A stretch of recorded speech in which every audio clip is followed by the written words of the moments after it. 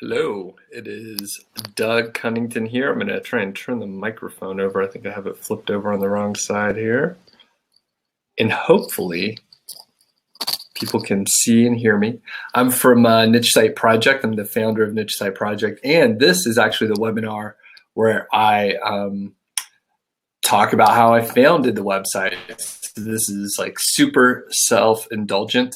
And it turned out a lot of people emailed me and said they did actually want to hear this story. It's probably a subset, right? Because like I said, it's really self-indulgent and not as many people actually signed up for this particular webinar. But I will go into all the details and talk about how, actually I got started online at all and how I reached out to people and networked and launched the site. So we'll get into that today, and hopefully people can hear me. I do have a sound check slide, but what I will ask is if you can hear me, please tell me in the chat that you can hear me. Additionally, I will say, just say hi in the chat. Let me know where you're from, and I'm going to type a little message that'll display there.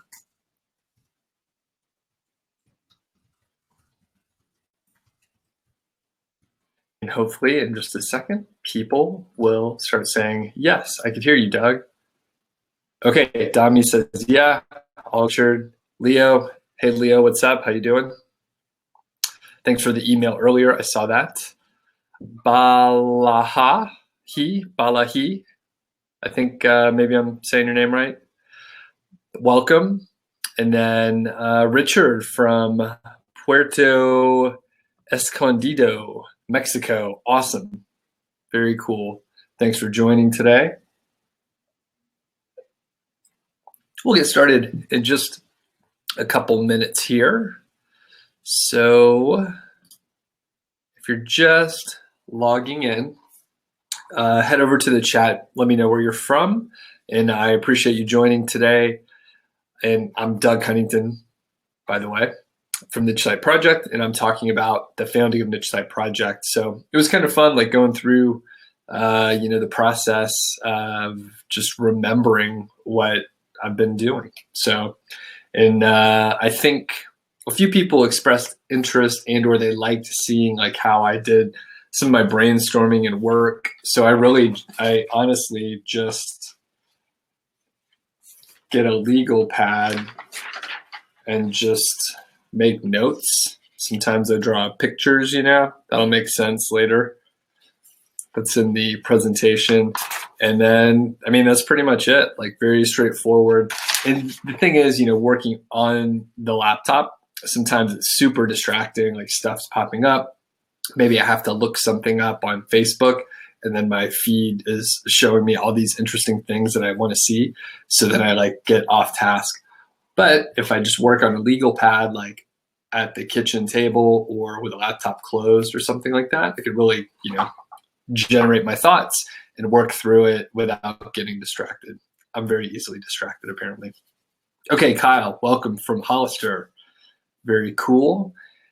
All right, so we have a handful of people on. We're 3 past the hour. There's always a little intro that I do. So I'm going to go ahead and hop over to the presentation here. Thanks, everyone, for joining up. Akash from India, thanks, welcome.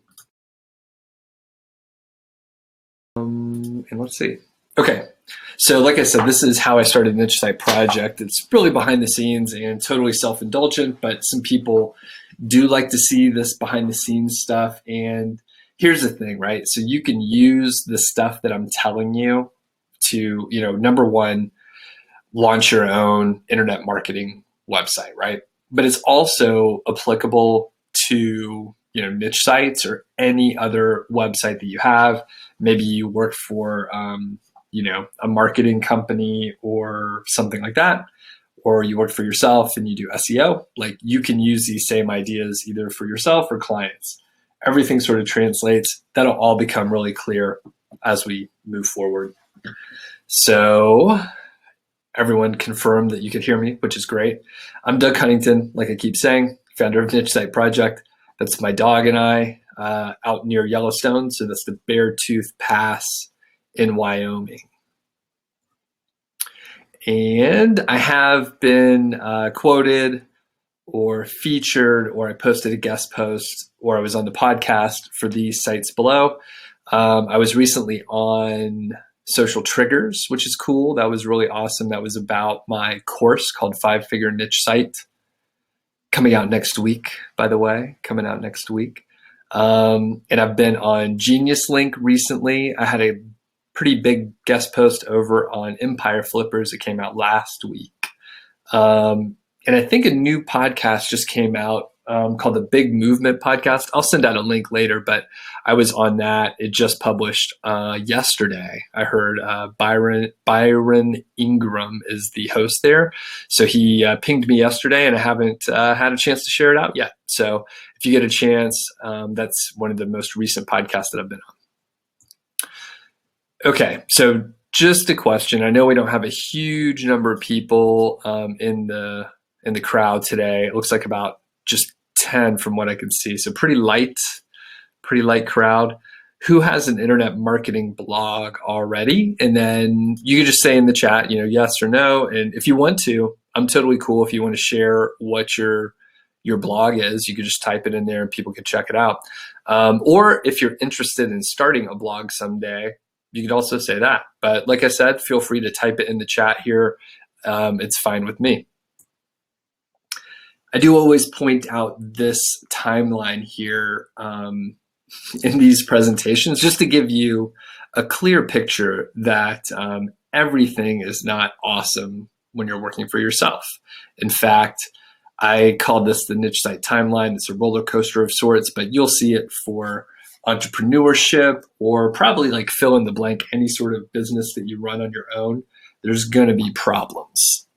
So the thing is, this is kind of cool because we're going to follow along a little bit here where, I've learned about niche sites in April 2013. I realize it's a little bit small. I may try and zoom in. I'm not sure if this will work.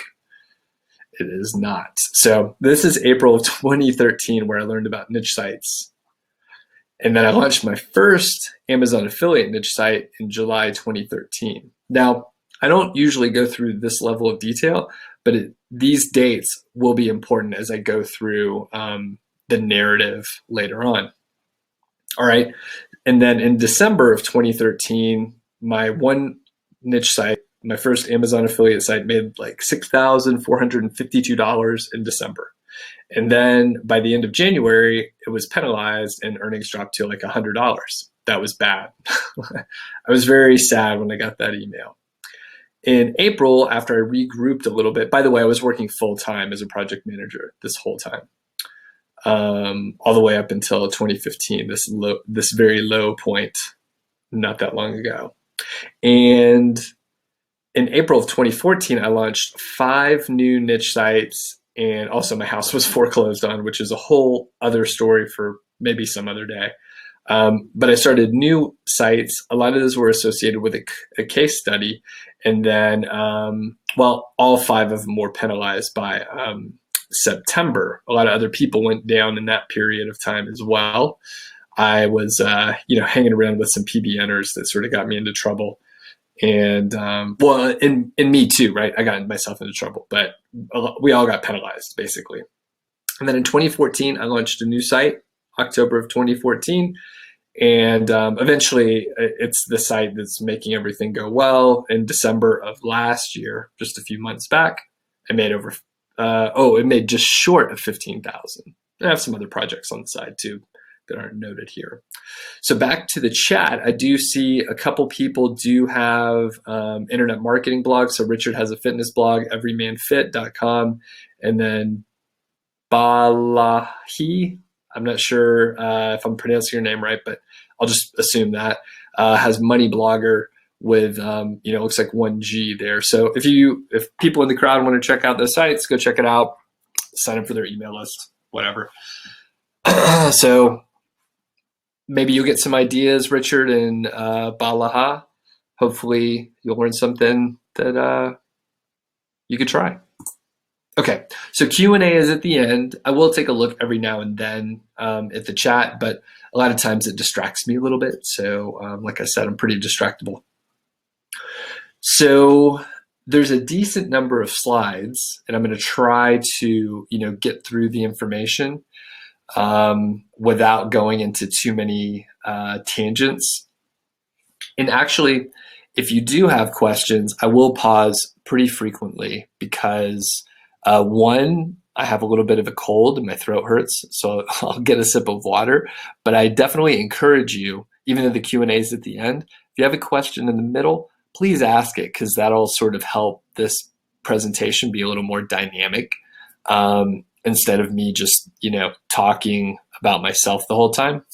Love to do it, but I know I am self-conscious about it, and I do understand that it can, it can wear people down. So feel free to ask questions.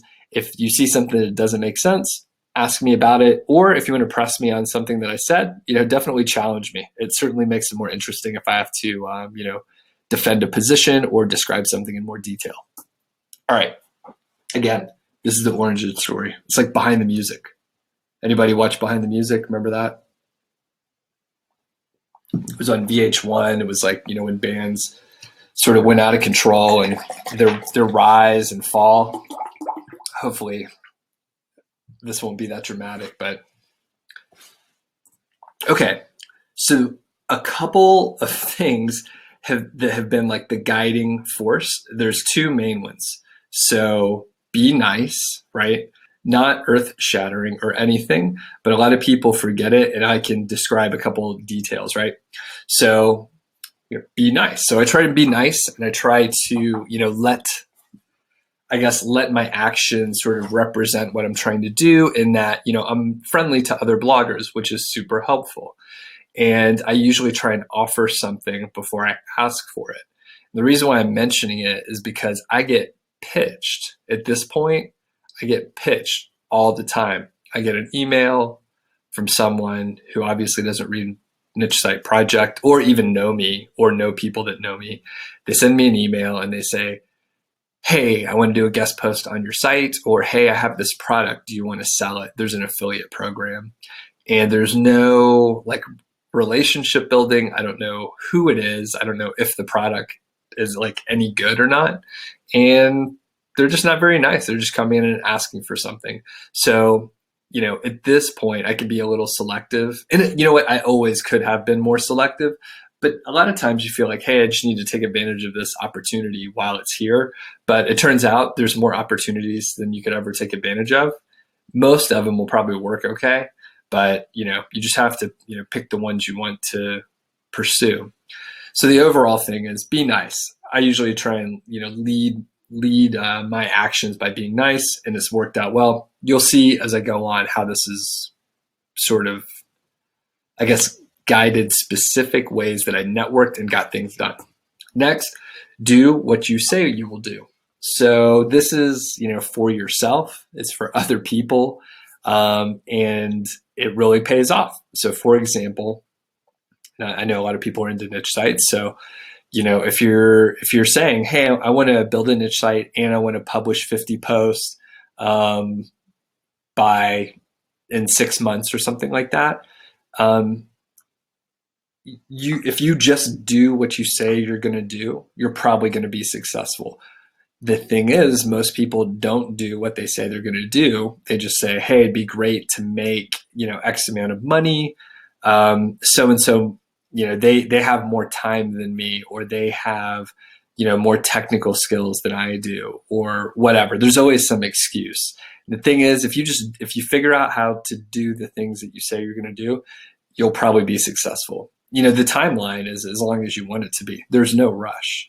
The other thing is when you're working with other people, right? So if you say you're going to, promote someone's blog or tweet it out, you should do it. Do what you say you're going to do, because you're proving you're going to be a reliable resource in the future. Again, this comes into play. So two things. You could probably use it in life, not just on launching websites, but be nice and do what you say you're going to do.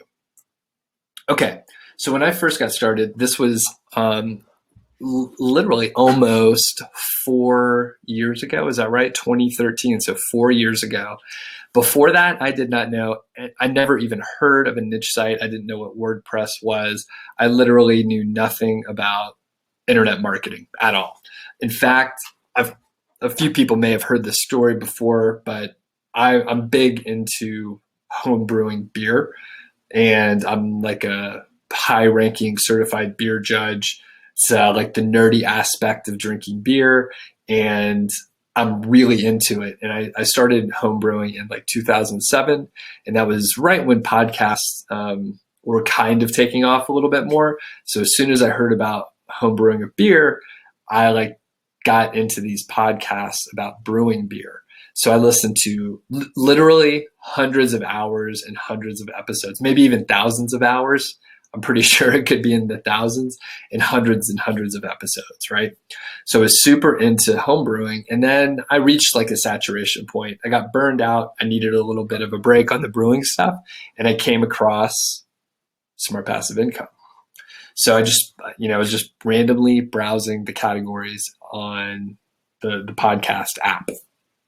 So I found Smart Passive Income. It was around the time that niche site Duel was going on. In fact, I got into that like site. So I don't know if people remember, but like there was a website that Pat Flynn developed, and it was niche site Duel 2.0. And thousands of people joined up. There, I logged in earlier today to pull the screenshot. It's still there. It's basically inactive. And, I don't know that the niche site Duel 2.0 like turned out like Pat wanted. Exactly. It seemed to sort of waver, and it was much different than his niche site 1.0, which was way before my time, by the way. But the thing is, it was a community where everyone was working on the same thing. He built it on like vanilla forums, I think. So kind of slick looking site overall. I formed a mastermind group there. So, one of my strengths, I guess, is networking, though I don't feel that way because I'm fairly introverted, and I'm not super outgoing or loud or anything. So in a group situation, I just kind of blend in as needed. But in these sort of settings, I pulled together a mastermind group with like 5 or 6 people, and I was the hub that pulled it all together, right? It fell apart after maybe like 6 or 8 meetings, but there were people that were ahead of me, right? There were people that were already making money on AdSense. And funny story, I remember telling my wife after the very first meeting, we met on Saturday mornings, like 8 a.m. And there was this guy named Josh, and he was like, yeah, I have a site. I launched it, 6 months ago, and it's making like $2.50 a day, like $2.50 a day from AdSense. And I was like, oh man, like that's awesome. Like I told my wife, I was like, this one guy, he launched a site like 6 months ago. He's like way ahead of the others.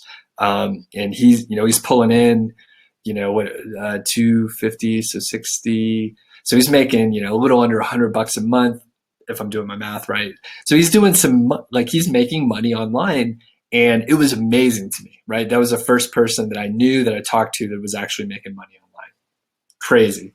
So anyway, niche site Duel 2.0 is when I first got started. It coincided, luckily, with Spencer Haws' Niche Pursuits Niche Site Project 1.0, which was just Niche Site Project back then.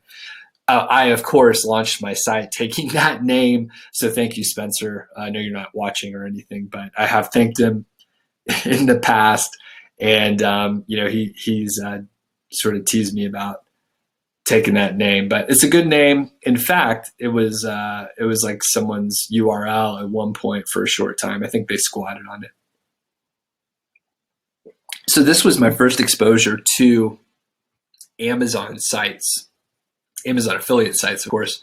And I was maybe a couple months behind or so, but I caught up pretty fast, and there was a lot of sort of information floating around at that time. And this is back when Spencer was still doing like gray hat activities. He was big with the no hat SEO folks like Hayden Miyamoto and his crew. And I think at that point, he and Spencer were launching like some PBNs, and they were selling domains and stuff like that. So this is way back before Spencer's pretty much straight up white hat at this point. So anyway, it was a great resource to go on, and Spencer had tons and tons of information. So I followed along there, and it worked out well, just in general. So around July, I launched my first site, and here I went back to my 2013 posts, and it grew small. So this is December here, so November, October, September.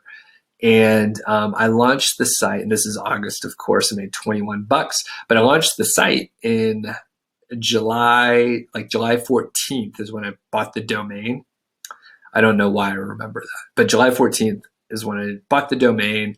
My wife actually thought of the original niche and launched the site and did what I was supposed to. So it was $21 and then $500. And this is what I described to people in my course, right? So the timeline's more extended than this. Like, you have to really do some crazy shit if you want to see growth like this now. So it's extended more like, across a year instead of just 6 months. But this is the kind of growth you see. It's not like really linear, although this this is just amazing growth right here, where it's like doubling like each time around. Of course, the other part of the story where like in January it dropped down to 100. So I was doing some not cool stuff, gray hat stuff at that point, but it worked, right? It worked pretty well, and I learned a hell of a lot from the whole process. So as that went on, like the idea was in my head to have like an internet marketing site of some kind. I mean, that's, I'm following Pat Flynn, I'm following Spencer Haws, and I'm thinking, hey, those guys know what's going on, and they're able to market other stuff. And I was like, I want to do what they're doing also. And my degree is I have a computer engineering degree, so I don't have a marketing or sales or any kind of business background. I have none of it. So, a lot of the people that I worked with in my corporate job, they had like MIS degrees or MBAs, and they had like some more business background and acumen than I did. So this was all new, super interesting. One thing I didn't, really pay as much of attention to is like Spencer and Pat had been doing it for years at that point. So like, it's really hard to remember that. Like, they had 1,000 days in, or 1,500 days, or 2,000 days in. Like, they've been doing it for a while, and I was like 100 days in. So like, pretty naive, if you can imagine, but the seed was planted. That's the point. Okay. So the thing is, like, why would you start a blog? And it's something I struggled with a little bit. And, when I talked to my wife about this stuff, she was like, what's the point of that? I don't get it. So there's a couple aspects, right? 3 main things as I was making my notes yesterday. Share knowledge, right? So if you can teach something to someone else, it's like it's a level of understanding that you can't get just by practicing it. Or, a lot of people don't even practice internet marketing, right? They read about internet marketing, and then they tell other people the same stuff, and they don't actually practice it.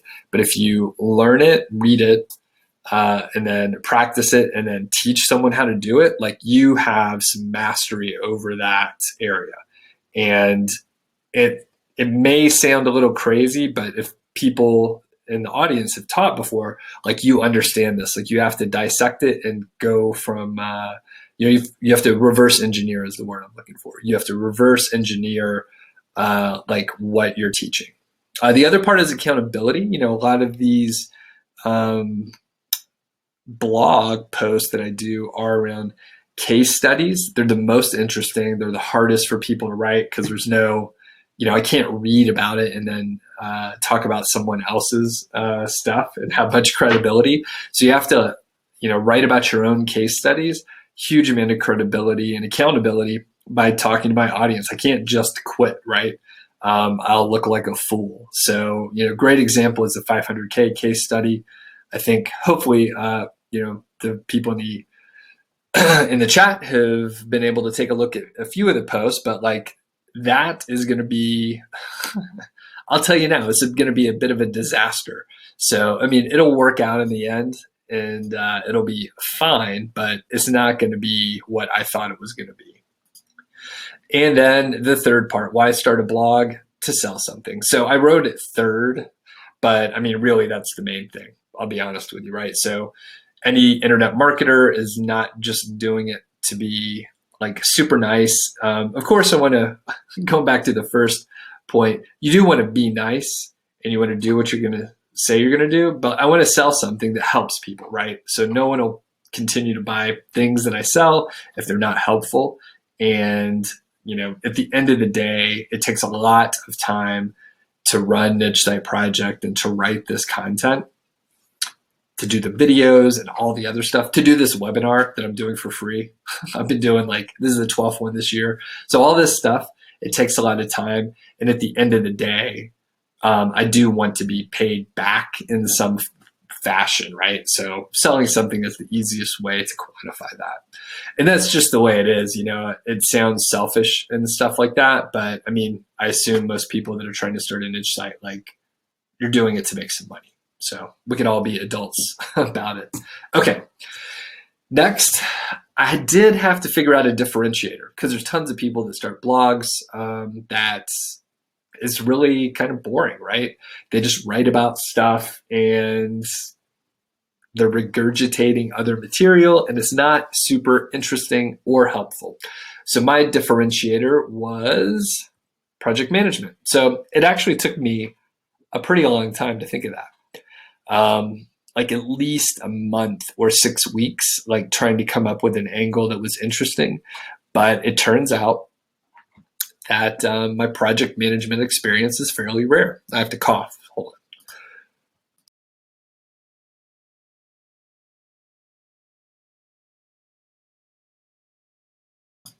on. Okay, sorry about that. I may have to cough again soon.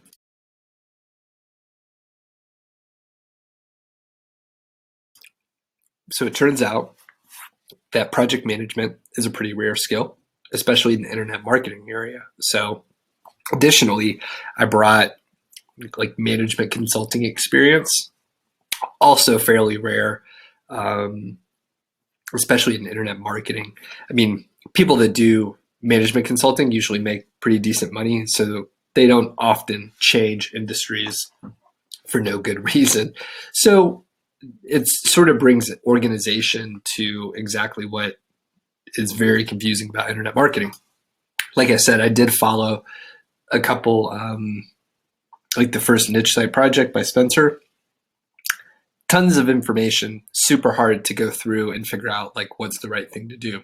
In fact, if you went through it in chronological order, you would end up doing things that he later said you shouldn't do, right?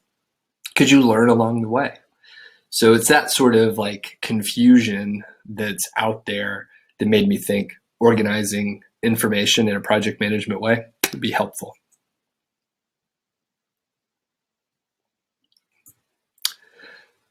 And this, and I thought, hey, a Venn diagram would be very cool. And I'm covering this intersection right here between project management and niche sites. In fact, one of my first logos was a very crappy Venn diagram that looked very much like this. So I'm going to pause here for a second. I'm going to actually go back to video and just a rest. Does anyone have any questions? How's everyone doing? Is this interesting? Has anyone followed since those early posts on like niche pursuits?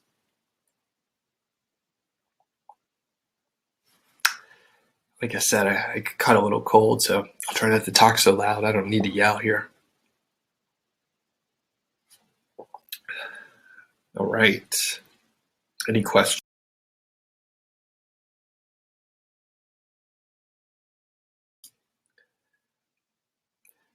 Okay. And I know there's a little bit of a delay out there, and I'll just call out, thanks, Kyle, for attending.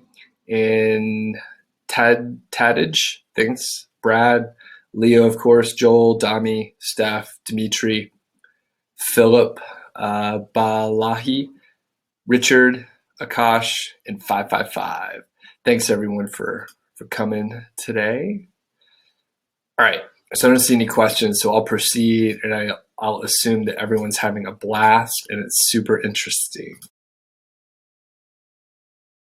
So basically, at the point where I thought, hey, okay, I'll launch an internet marketing blog, I was like, I want to make sure I can get some coverage. So I pitched Spencer at Niche Pursuits to do one of his success stories, which he was openly asking for. And I remember thinking, oh, I'm not doing as well as some of the other people, but at least I think when I, got in touch with him, I was like, I hit the $500 mark and I was doing pretty well, looking to do even better. Right. So I pitched him and he was good on it. And I was like, oh, I'm launching a blog. I'm thinking of like releasing some products and stuff. Is it okay if I like mention that stuff? So I worked really hard on a guest post for him. And he actually featured me twice, right? So I went and did a search over on the site earlier today. And you can see this was the first one. That was November 22nd, 2013. And so basically I was like, hey, I'm using project management. And I'll answer those questions. You can see there's 87 either comments or shares or interactions. So that was cool. And I got, hundreds of people to go check it out. And basically I was like, hey, if you're interested in this ebook that I think that I may launch, if I have enough interest, just let me know. I'm building an email list. And then later on, I remember it was like, towards the end of January, the end of December of 2013, I pinged Spencer and I was like, hey, like my site's going crazy and like, I want to be on the podcast if you'll have me. So he said, sure. And it finally published on February 18th and got 137 like comments or interactions, which is really good. And that, both of these are like way more than I would get on my site, even if I publish something super amazing. So tons of interaction. It went really well. It sent me like tons of traffic. I think my site was even going like crashing that day. The key thing that I did here was I gave a freebie. So I said, hey, you got to come to my site to get this process that I think it was a blog commenting or something. So people went to, that particular post that I had and they signed up. So that was sort of like the launch of it all.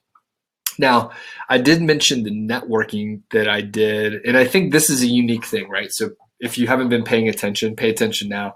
This is the unique thing that I did that, I manufactured my own opportunity through, approaching Spencer, and Spencer said he was looking for people to be featured, and he's still doing that, by the way. So if anyone's like doing groundbreaking stuff, you could approach Spencer and he may let you on the podcast. So anyway, I manufactured my own opportunity and then I took it a step further. So I was on Spencer's site, which is a huge platform. And then the thing I did was this. So the system was contact all the other success story people that were featured on Spencer's site. I believe at the time there were like 10 or so, maybe 9. And I asked them to guest post on my site. Again, remember the callback to being nice. So I asked them, hey, do you want to guest post on my site? I'm launching a new one. I'm going to be featured on Spencer's site soon, and I just wanted to touch base, and you could write about whatever you want. I'm going to launch the site, but I want more content out there, and I don't have time to write, enough. So, most of the people said no, but a handful said yes. Like 5 or 6 of them or so may have said yes, maybe 4. I don't remember. It wasn't a ton, but some people, said no, like not a big deal. In fact, I remember, I listed a couple examples of how it worked and people that I'm still in touch with. But like John Haver, for example, he said no. He didn't say I could guest post on his site either, but I made contact with him and I still email him like to this day. And like we help each other out every now and then. Matt Allen is another guy. So he actually did guest post on my site. And later on, I was able to guest post on his site. And in fact, if you've read many of the posts that I've written recently, he's still out there. He reads my site. He's a good guy. So basically, you can make contacts, but the key thing, right? I gave them a guest post on my site. Most of the time, the pitches that I get, someone will say, hey, I want to guest post on your site. I'm launching my own site. It'd be great to like write on your site. Of course, I'm going to say no because I don't know who they are and they have like no sample of their writing and there's like misspelled words in their email and stuff. It's all the details, right? So they do everything wrong when I get those pitches. But I did the opposite, right? Then, further, I think that was the biggest differentiator, by the way. The other stuff that I did was just normal things that I talk about all the time. I commented on other people's blogs and I did guest posting. It's literally the same exact system, the same stuff that I can talk about, each, not in every single one of these webinars, but those topics are like high up on the list. And it's literally like blog commenting to build relationships, and then ask for a guest post. Super simple, same exact process. And then the other part is write good content. The unfortunate part with blogs, and one of the reasons why I don't read many blogs, is the writing's terrible. It's really bad, and it's a meandering narrative of just poor grammar and just a casualness that shows like they didn't put much time into it. And, it's easy to differentiate your content by like writing it a little bit better. Now, I'm trying to get better at writing and I'm trying to edit harder and, not waste words, right? Like the biggest sin I see is, someone will write 2,500 words and they could have actually wrote it in like 500 words. It's like wasting their time and everyone else's, and it's not concise. So I try to be, as much as I can, I try and be crisp, and I try to, get to the point. Some of my posts are a little on the long side, but I try to add the details and not be redundant. What I see often is people just like regurgitate stuff and then like go on and on about it. Okay, so overall, the cool part of the system was I went and I approached other people that were success stories and I asked them to guest post on my site. And by the way, I didn't like push it and say, hey, you got to share it with all your people or send out an email blast or anything like that. I didn't tell them to promote it at all. Some of them may have shared it on social, but it was nothing major. It was a great way to connect with people. And the thing is, the guest posts that I got on their sites later on, those didn't come for months, but this was like the foundation to make it happen. Okay, so I launched the ebook, Niche Site Project Management, and that was literally like when I had 10 posts on the site or something like that. Like the whole point of launching Niche Site Project was to promote the product, right? To sell something. Like I said, I did want to have the accountability. I did want to share knowledge, but I also wanted to sell a product. So that had at the beginning, that was literally like one of the main goals, to be able to sell a product that I created with, no reliance on Google, no reliance on Amazon, no affiliate program to work through or anything, literally just mine. So I approached it in a very project management oriented way. And I had an alpha and a beta and a full release. And the alpha, I think I sold 14 copies or so. And by the way, like the price was discounted on the alpha. I think I capped it at 15. Then the price went up a little bit for the beta. And I can't remember. Honestly, I can't remember the pricing exactly, but I think I remember for the alpha, I actually had a handful of, or for the alpha, I wanted to have like one-on-one meetings with everyone. And for the beta, I think I had that as well. Because the thing is, I wanted to get out the material and then talk to people about what they thought, what was missing, what was good, and just, what else to add. They also sort of served as like proofreaders and stuff. So alpha at a discount, beta at a discount, but not as low, and then the full release. And that roughly followed, like, I want to say early December of 2013 is when the alpha went out. I pre-sold it, by the way. And then the beta came out in, I think, January, and then February, the full release happened. And there were, different packages that one could buy for the full release.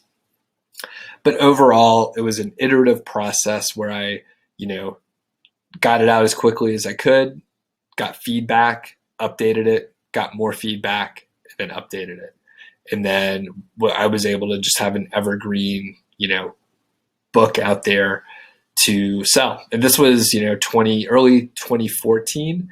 And, at that point, it was referencing Web 2.0s and PBNs and that sort of stuff. And by the way, that stuff still works quite well, but I don't practice it, and I still teach it to a small extent, at least its existence and like when it can be a good idea. But for the most part, I advise people not to do that. However, in this case, it was working great, and people were still like very, very into PBNs and stuff.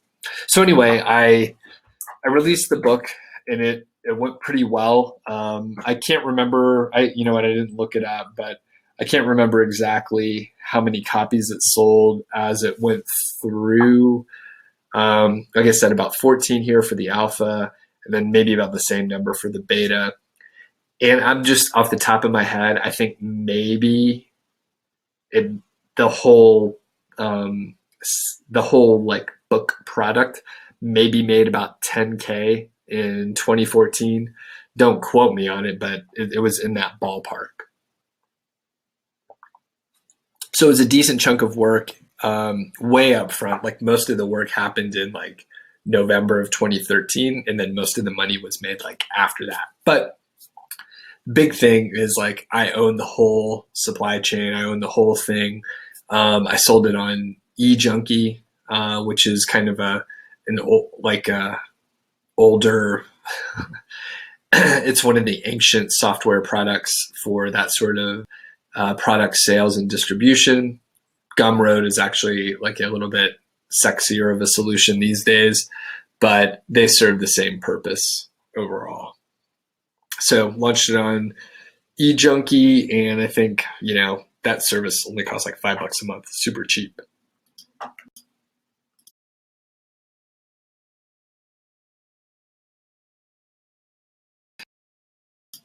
And a quick note, some people that actually took the course that are big on like Facebook and or bloggers themselves. So Kent Chow or Key Chow, like he's on Facebook a lot, and he was one of the original folks. He enjoyed it. And Tung Tran from Cloud Living, he was one of the alpha. Actually, both of these guys may have been alpha members here. So that was pretty cool.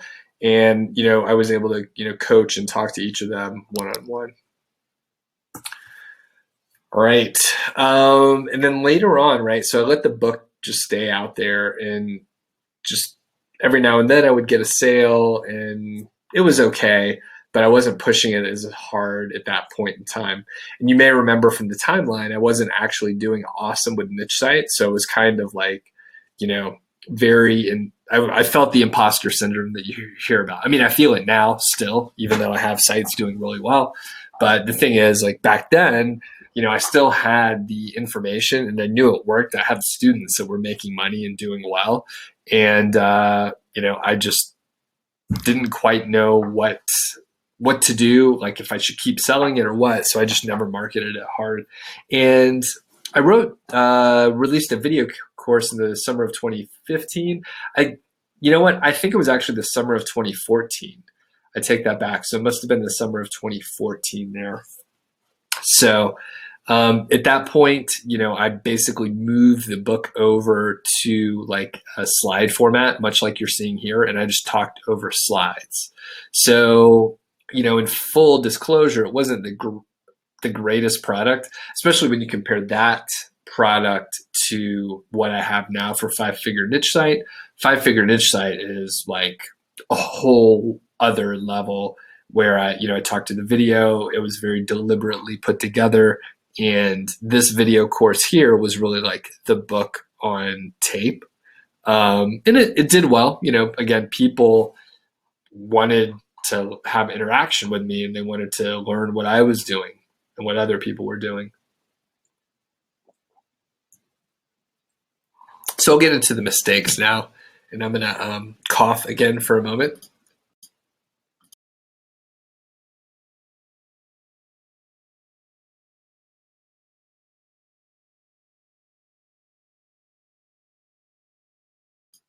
Sorry about that.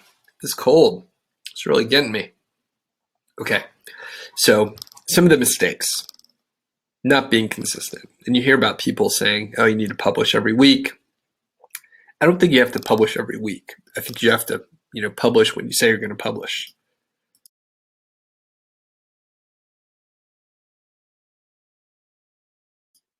Okay.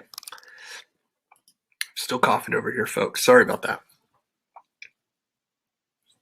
So expectations are very interesting. So the thing is, I've heard this from other people. When something lands, you expect that one thing to like push everything forward. So when I got on Niche Pursuits the first time, I was like, oh, definitely going to be able to launch from here. And it was good, but it was not as much as I expected. Then when I was on the podcast, same deal. Thought like so much was going to happen. Then, as I got other guest posts, I was thinking, oh, this is the one that's going to like push it forward. And it never was. It was just like a very slow, methodical gain. Now, the thing is, sometimes people get a viral impact, and, if they have the chops to support it, they can make that last. And I believe that's possible. But most of the time, you're not going to get a viral thing. If you do get some sort of viral sensation where you get a lot of coverage or people are hearing your name a lot, it's probably because you've manufactured a lot of opportunities to get it done.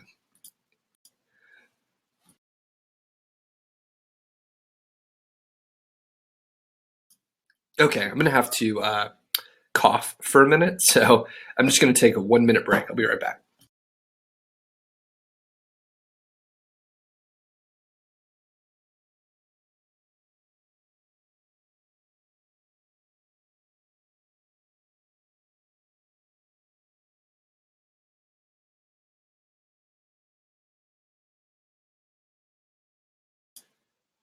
Okay, I made it.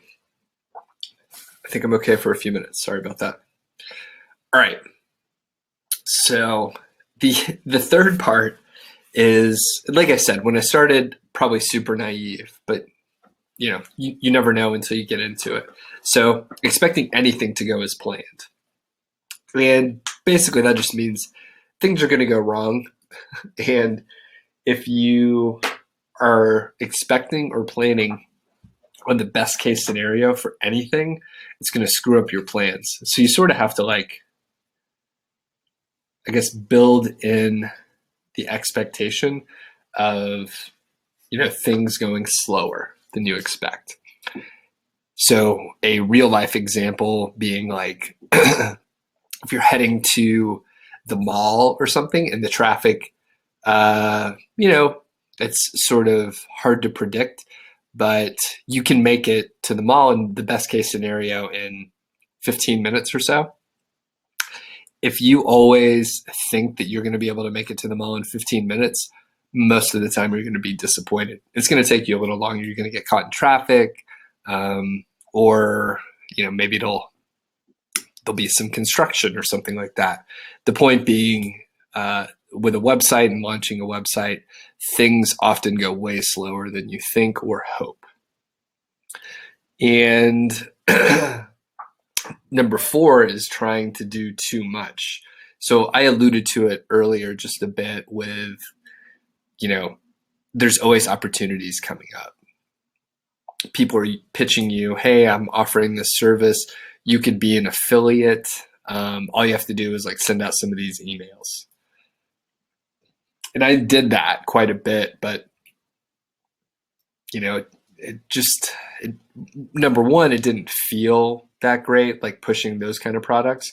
But, the other part is, when you start, for example, you have one site that's doing okay, and then you start thinking, hey, I'm going to launch like a few other sites. I have some great keywords. I'm just going to I don't want to miss this opportunity. That's when you get into trouble, because there's a lot of overhead to do that work. And as I mentioned before, if you're like planning on the best case scenario, you're like, oh, I'm going to launch 3 sites. I should have time to do that. I'll dedicate 2 hours each day to that. Oh, that should work out. If anything goes wrong, then you totally lose like the momentum, and you're unable to like finish those pieces of work. So I was definitely trying to do too much. I'm still trying to do a little bit too much, but I've pulled back from certain projects so I could focus on others. And then, this one isn't too bad, but number 5, I was trying to write, smart. So I was using like big words. I was trying to write in like a professional manner, or I was just trying to make myself sound different. But in the end, it just sounded bad.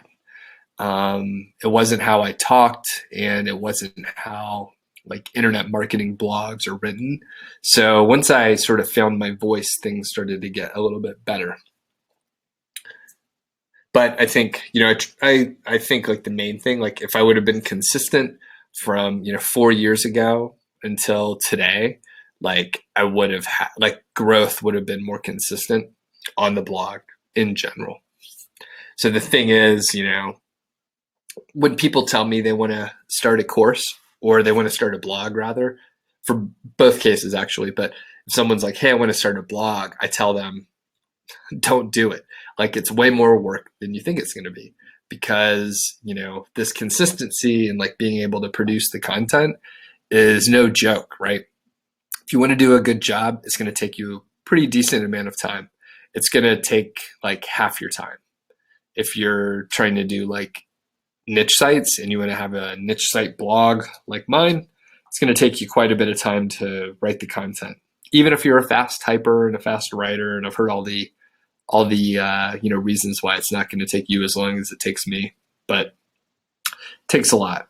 And if they tell me they're going to start a course or release a product or something, I would think they're crazy, because not only do you have to like develop an audience, build a relationship, and publish on a regular basis, you also have to come up with a course material. And like that is way more work than anyone expects. So I even knew it was going to be a lot of work, but writing the scripts for a course, and then shooting the material, and then supporting students, like that is a tremendous amount of work.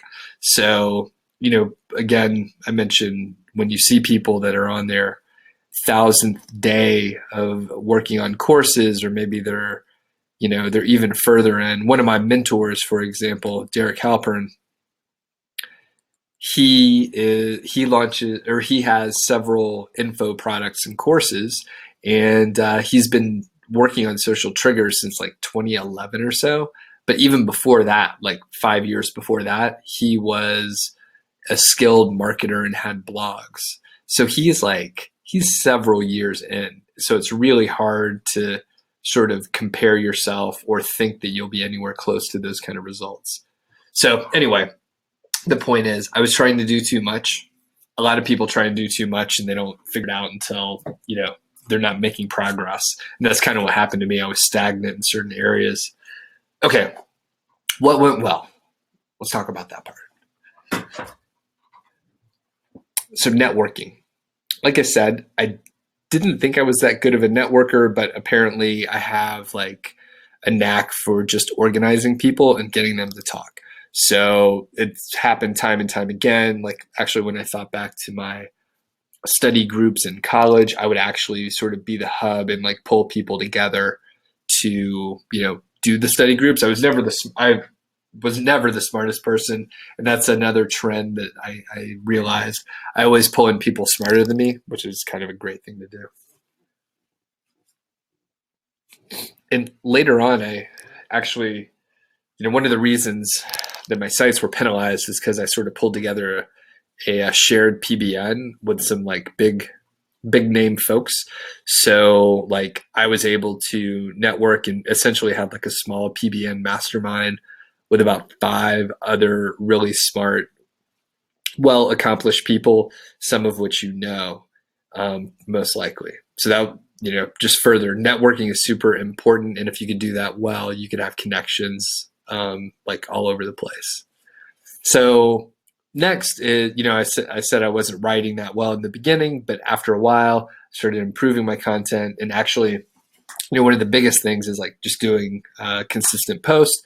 So like since I think December of last year, I've been publishing at least one thing each week. Sometimes two, sometimes I do videos, but there's just been a lot more content, higher quality, to the point where like people have emailed me and said, "Hey, I can tell your content's better. Like it's much better than it was, and it looked like you weren't blogging for a little while." Third thing that's going well is content upgrades. So, people will tell you if you want to build your email list, then you need to put content upgrades in your content. Super helpful, and I can attest that, on those posts where there is something relevant like that, people opt in. A big thing is to actually do guest post with content upgrades, because like the goal of the guest post is to, essentially like get some of the other person's audience to follow you. Like when it comes down to it, that's the goal. And if you put a content upgrade in there, then they're compelled to actually come over to your site. I hope to have some more data on that in the next few months. I've been doing a decent amount of guest posting lately.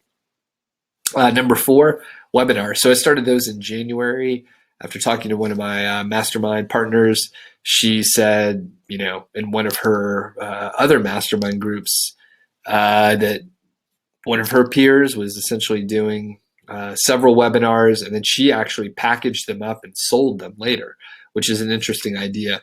And I thought, hey, I just want to do these webinars to basically build community and be helpful, and just, it's a differentiator, like I mentioned before. Like there's a lot of internet marketers, my competitors specifically, that are selling courses, right?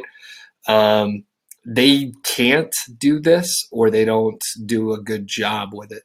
If they hold a webinar, they're trying to sell you their course. I'll let you know after I launch my course if this was helpful or not. But basically, there's not that many people that could work through a presentation and communicate in a way that's helpful for other people. So these webinars have been great. I've been able to build my email list, number one, and then the main thing is to like be helpful to the customers and audience in general, and answering questions. And like I said, just generally I'm helpful and I'm nice. The other interesting thing with webinars is it turns out, I didn't realize it at the time, but a lot of what my job was in project management and management consulting was creating presentations and then leading meetings. It turns out doing those activities are exactly what I'm doing right now. I have like a webcast, and I'm sharing my screen, and then I'm telling people stuff. And that's pretty much it. I mean, like, this is exactly what I was doing for most of my job for the last like 4 years. Turns out it was a skill that, honestly, I don't know how good I am at it, but at least I can come on here for an hour and I don't freeze up.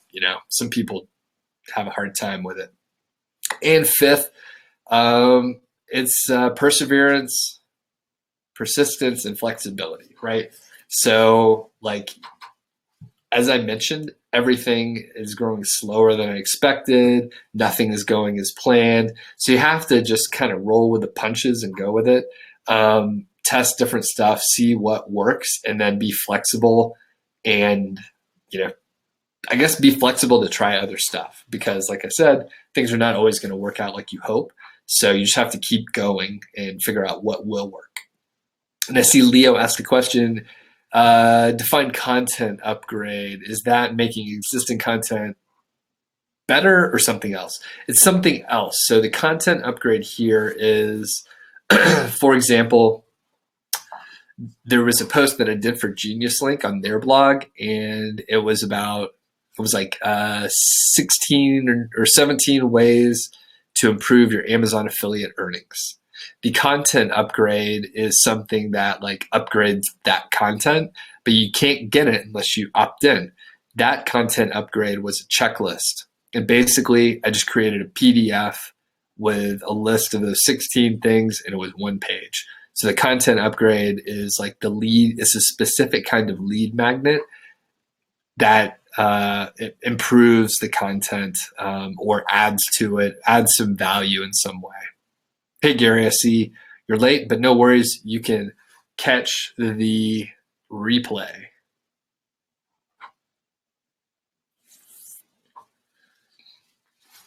And let's see. So I guess, across the board, consistency and this flexibility stuff.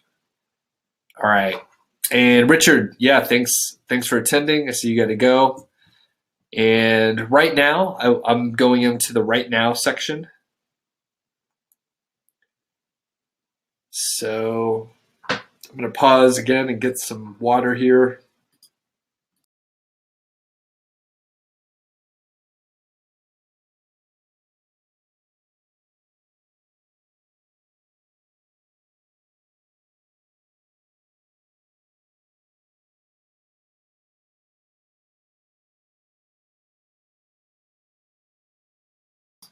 Okay, really sorry. Thanks for the patience, everyone. Okay, so right now, here's the stuff I'm sort of working on. Okay, so like I said, consistency is big. So publish something each week. I'm trying to do a blog post. Every now and then I'll do a video. Sometimes I'll do a guest post, but the point is I'm going to publish something each week.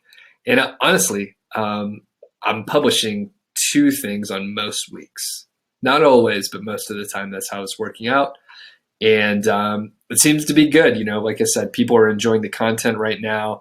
Apparently I have interesting case studies and projects going on. So people like it. And there's a lot to talk about when I have a lot that I'm working on. The weekly webinars, so like I said, they seem to be going pretty well.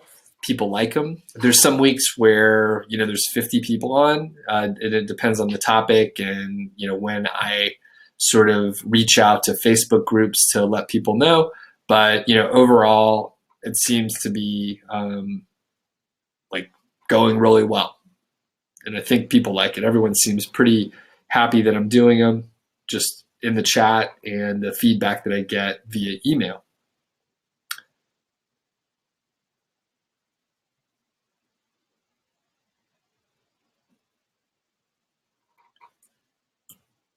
YouTube videos I mentioned before, so I'm actually going to be putting out quite a few in the next week or so. So if you haven't subscribed, I may schedule. I'm not going to publish them all right now, but I'm going to shoot a bunch in the next week or so. A lot of them are going to be around like examples of Amazon affiliate niche sites. People really like those, and I'm doing teardowns, but I'll also do some other sort of like behind the scenes stuff. So I published one the other day about, essentially it was just me writing one of the emails that I was going to send out. And, to my surprise, a few dozen people actually watched it, and I didn't send anything out. So, those are loyal subscribers. Thank you for checking them out if you did. And it's kind of cool to like really go behind the scenes. And I mean, it's, I hope things looked slightly polished, or things look polished by the time you see them, but the process to get there is pretty sloppy in my opinion. So, I'm trying to do my best to like, make sure there's no grammar errors or spelling goof ups or spacing, but they make it through, and you'll probably see that in like videos. Additionally, I just have like tons of ideas to do videos, just overall. So part of it's like the production, and that takes a little while. But if I'm just doing like, screen flows and stuff like that, it's not too bad to do the editing. So looking forward to keeping the YouTube stuff going. By the way, if people are not subscribed to the YouTube channel, I request that you go check it out and follow along there. A lot of times it'll be like additional content or content to accompany my blog post, which is kind of nice. It makes the whole amount of, or I guess it makes a specific blog post rich with material. So, and another thing is to iterate and improve 5-figure niche site, and that's my course. I think you probably heard me mention it a couple times already. I am launching it in a week, so enrollment's only open for a short time. I do that just because there's a lot of support and a lot of activities that I personally have to do to make sure the course goes well. And just overall, I end up, spending a lot of time. So I only open it up a few times a year. And one of those times is a week from now. So keep an eye out on that. And basically, as more people go through the course, and as Amazon changes things, as the landscape of SEO changes, like I go and make changes and keep the whole course up to date. And again, really behind the scenes stuff is, launching the course is a big learning process, right? So you'll see people launch stuff, and I'm subscribed to a few email lists, not a ton, but I'm on a few email lists, and it's really interesting to see, how people launch. And then when I look at my peers who were more in the affiliate marketing space, we're not as skilled like email marketers. So it's interesting to see how other people launch and what they try and do, right? So I'm trying to put my own spin on it, and hopefully my emails and stuff have my own personality that come through, and hopefully it's better than other people's. Okay, the other part is write better than my peers. So, and not just write better, but also publish better video than my peers. And it's not an easy thing to do because, if I expand, who my peers and my competition are, like there's some people that are very accomplished, but, looking at people that are roughly, maybe the same audience that they're targeting, like I want to try and do better than them. And, I'm one of the main things I'm doing is just trying to edit better and write well and be a more clear communicator. And I think in those areas, I can do a better job.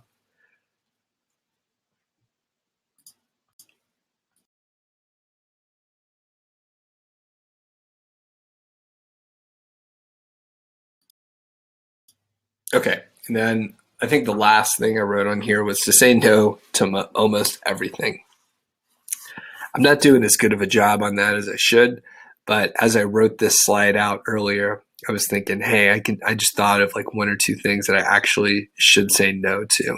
So I'm reading books like Deep Work, Essentialism, and I think those are the two most recent books that I've read, and it really emphasizes to me that I'm still trying to do a little bit too much, and I should say no to more things. At this point, I get pitched often for, some are I almost don't want to use the word, but they're sort of like silly proposals to me. Someone says, hey, I really like your site, and I want to partner with you on a project. And they say, hey, I'll give you 25% equity, and I'll do all the work, and all you have to do is teach me how to do it. Unfortunately, well, one, unfortunately, I get that pitch pretty often. Like at this point, it's like once a week. And it's not a really good value proposition for me, to be honest. So I get those kind of things, which, I'm polite. If anyone, by the way, if anyone did send that email and you're on here now, I'm not calling you out specifically. It was another person.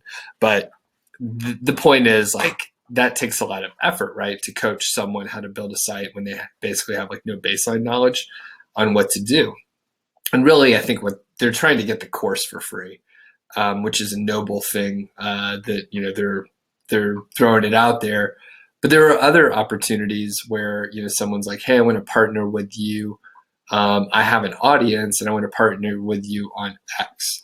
It's not often where it aligns, especially when I have all this other stuff I'm trying to do, right? I'm trying to publish each week, do webinars, YouTube videos, and run the course, support my students. So when it comes down to it, I don't have time. And what I realized through this whole thing, I'll go back to video here. What I realized through this is that, like, when I have my to-do list and it's huge and I never finish it, like every single day I don't finish it, and there's like this big list. I usually work on paper, by the way. And so there's like a list of stuff and I just don't get done with it. I feel like it was a bad day.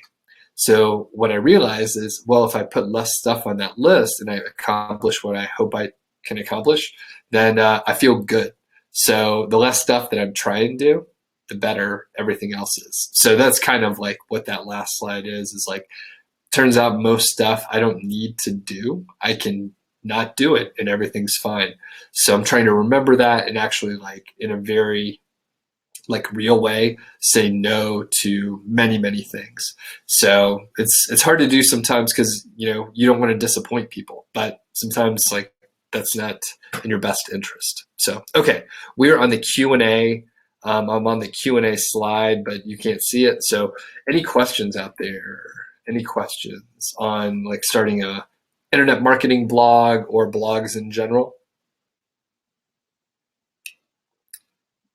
And if there aren't, I paused earlier, so there may actually not be very many questions, which is cool. I can just jet and cough a bunch. Apparently that's what I need to do. Sorry, hopefully I didn't cough into the microphone at any point in time. But yeah, any questions out there? Any questions?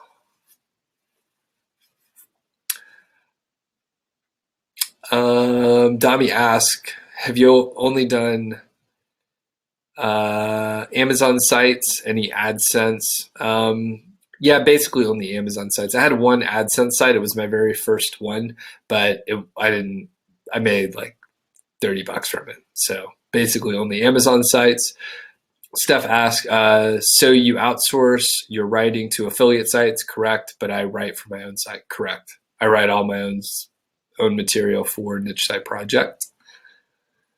I have some guest posts sometimes, but not a ton. Good question.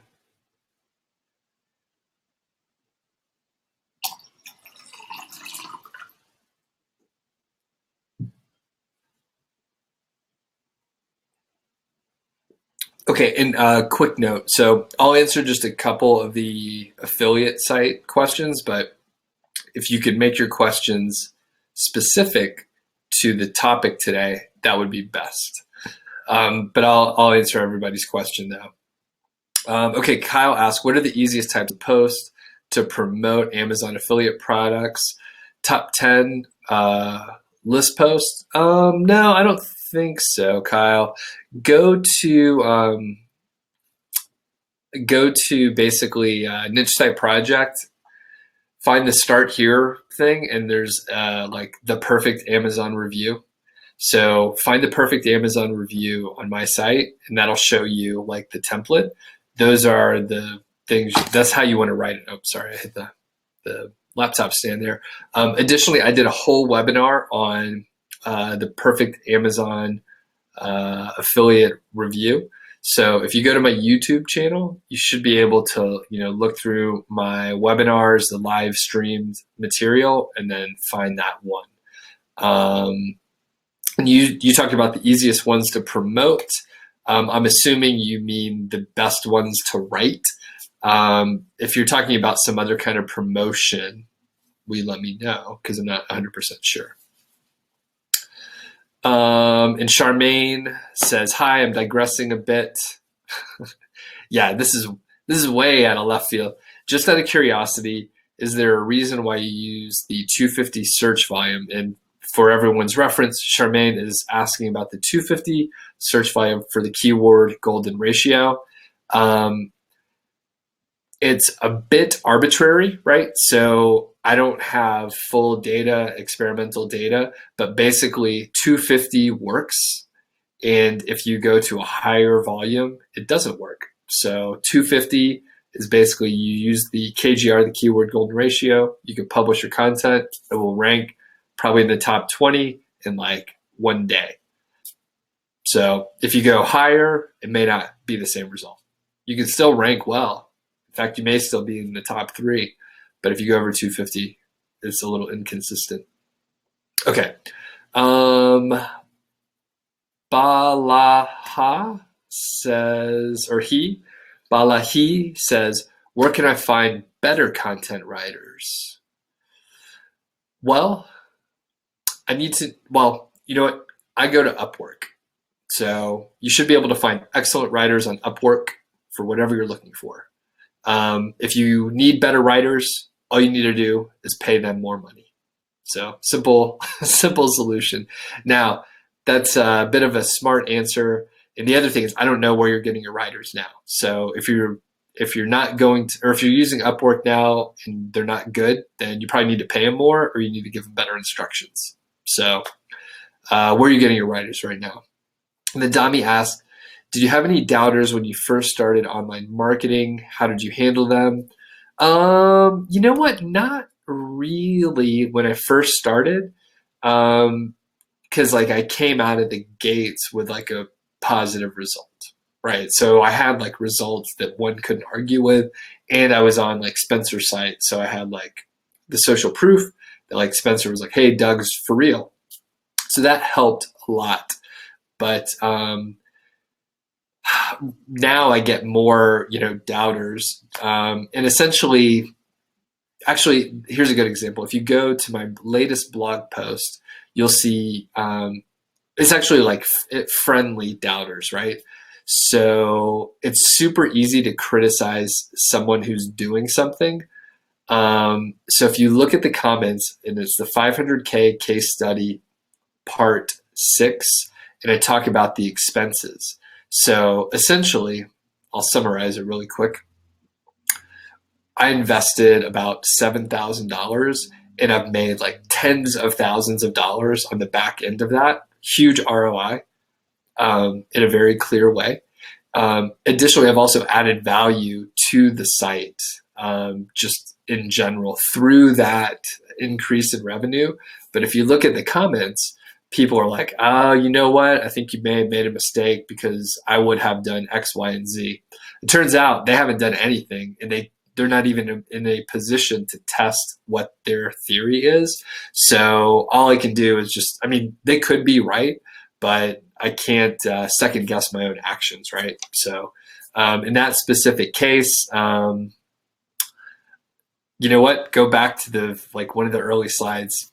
I'm nice, right? I don't take it personally. Usually people are not, some people are trying to be personal and be jerks about it. But these two guys, I know who they are, and they were being helpful. It's constructive. They were polite. So my big thing is don't take it personally. So I'm not taking it personally, and I'm being nice. So good question, Dami.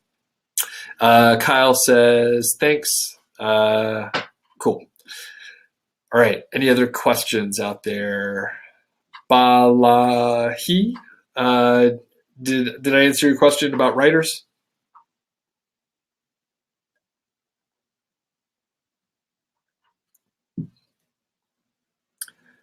Okay. And I know there's a bit of a delay. So any other last questions coming through? Any other things about the presentation or about just internet marketing or affiliate sites. Hey, Joel, thanks for attending. Thanks, Kyle, too. Let me know if you have questions about the resources or whatever. Joel, appreciate it. And I think, all right, if I don't see another question in like the next 10 seconds or so, that should have been enough time. All right, Leo, cool. I got your email earlier, so thanks for letting me know about that. That's cool. And Bala, it gets me every time. I hope I'm saying it right. Cool. I'm glad to be helpful. And Steph, appreciate you checking it out. And let's see. And Charmaine says, thanks for all the information. Do you know those sites that review diverse products? Do they work? Are they easy to market? You know what? I don't have personal experience working with those. But my very educated hunch is they're very hard to market, and I would stay away from them. The reason why is like they are like competitive or they're competitors of very huge sites with big budgets. So most of the time when I see one of those like top 10 review type sites and they just have like it's a clone of like these other sites and they try and review everything, I usually hear about them because someone emails me and they tell me that they've been working on that site for a year or 18 months. They don't get any traffic and they need help. And then I tell them, it looks like they bit off more than they could chew and they should probably take my course because I cover that stuff, to be honest with you. Basically, like, it's a niche site, right? Like I focus on a niche and then I make it in a way that I can expand out. My sites are niche sites, but they may have 200-300 posts on them, you know? So anyway, to answer your question, just bluntly, Charmaine, I don't think they're easy to market because you have to basically spread yourself so thin that you make no progress in any direction for any one of the products. So I would never create one of those sites. Hopefully you don't have one of those, Charmaine. Hopefully you are not one of the people that emailed me. But yeah, I have at least a dozen emails of people that are like, hey, I tried to start this site. It's huge. It looks really good. And they just can't get any traffic to it. And they've spent, you know, $6,000 on it or something like that. It's crazy. Okay. Anything else? Anything else, folks? Cool. All right. Excellent. Well, thanks everybody for attending. And, you know, if you want to watch the replay, I know some people joined late. You should get an email with a link to the replay where you can watch it. And then, you know, from there, you could like hop over to YouTube if you want to fast forward or anything like that. And otherwise, we'll see you around the blog. And I think like later on this week or maybe Monday, I'll be publishing another update on the 500K case study. So cool. Everybody have a good day and we'll see you later.